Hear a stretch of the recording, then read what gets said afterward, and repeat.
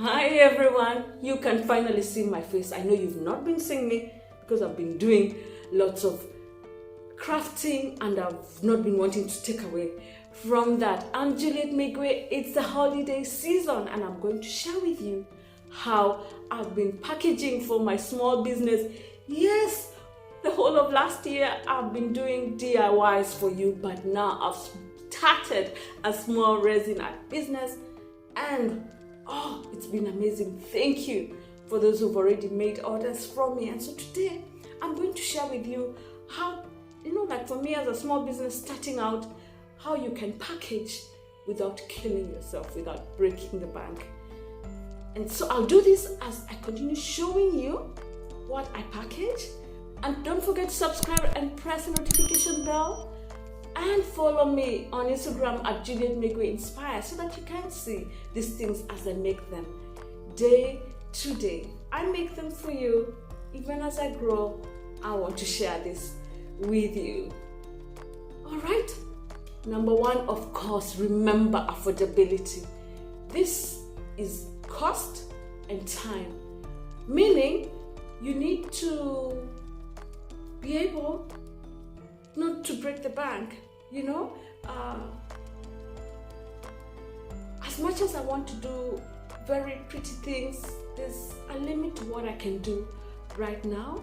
So find something that works for you within your budget, but don't compromise on quality because you don't want to damage your products. You want good reviews. Of course, you want especially for us, who's making something handmade, you want whatever you're making, it's you, it's the face, your face is in the product. So make sure it gets to the client when it's in good condition.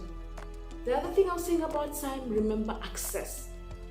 Find a way to get products that you have access with because you will grow. Or sometimes you need something suddenly, something bigger. So try to get something you have access to.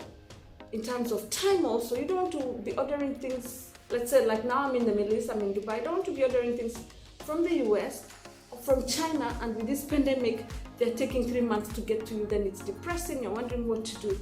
So try to find the local person, sometimes what you need is right around the corner, or try to find, maybe you'll have to add some extra cost for expediting. All plan in advance so that you have enough supply, not excess, because you don't want to have too much inventory when you're starting out, but you need to have enough so that you're keeping track when this is about to end, you're ordering so that you have a rolling stock and increase and change as you grow. And this also brings back to me, remember when I was telling you to find something that works, something that is replicable, meaning you want to be able to replicate this style in the different sizing, in the different products you make. Like for me, I make sometimes things are round, things are long, things are, they're trays. We are having napkin rings, Christmas ornaments right now. We are having different things. So try to find a way you can replicate this style across sizes and also your brand so that when people see this, they know who you are. When they see your stickers like this, someone knows, oh, that is Juliet. Yes. And most of my deliveries have been local because I'm starting out. And so I can afford to do this and hand deliver things. I can do this for small pieces, for bigger things I can do this. But stay till the end because I'll show you how I packaged for an international order. And this, as you'll see, I'm trying to replicate this across the different styles. Please let me know in the comment section below what you're doing for international deliveries, because I'd like to get there. I'd like for you who's out there to be able to deliver to you, especially if you're in the Middle East. Tell me, if you're a small business, how have you been able to affordably deliver to Europe, to the US, to Africa, to Asia? And how have you been able to do that the rest of the world? Because I'd like to know, and how you do it so that your things get there without damage and in good time. In terms of branding, this is the other thing. Remember your style and your theme so that you're branding within your style. You've seen me, for those who followed me over the years, and if you're new, Don't forget to subscribe. You will see I'm a rustic kind of girl, and I think contemporary, really, mostly DIYs and rustic. And so I've tried to input this to my packaging. And I will see some pretty things out there with some gold leafing, and I'm thinking, I want that, I want that, I want that. But for now, this is who I am, and for these products, this is what I'm working with. And the other thing for me, remember, when you're starting out, use what you have. Make what you can if you can't afford to buy it. For me, for example, these small snowmen, I'd knitted them to sell at a previous Christmas, and I still had them, and I said, you know what, I can use this as my giveaways during this Christmas season. Stamp on your boxes if you can't buy them branded. Use stickers like me to brand your boxes if you can't brand them yet, you know. Add stickers, thank you stickers, you know.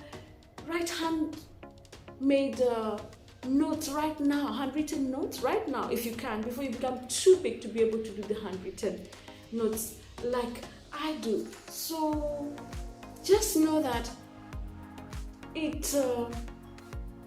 don't have to not start because you don't have everything. How I package my delivery for my international client.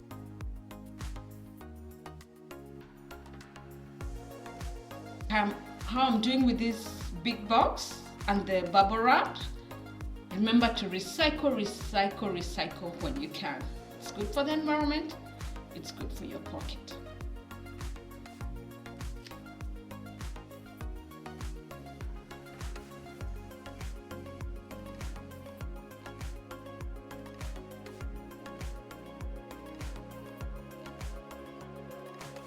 I hope this has been helpful.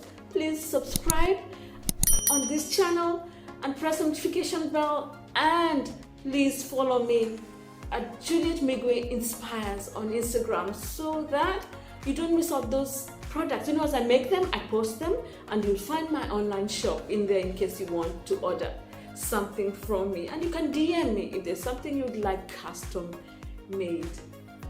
Thank you for watching. God bless you. Barakatele. I hope to see you next time, and thank you for supporting my small business.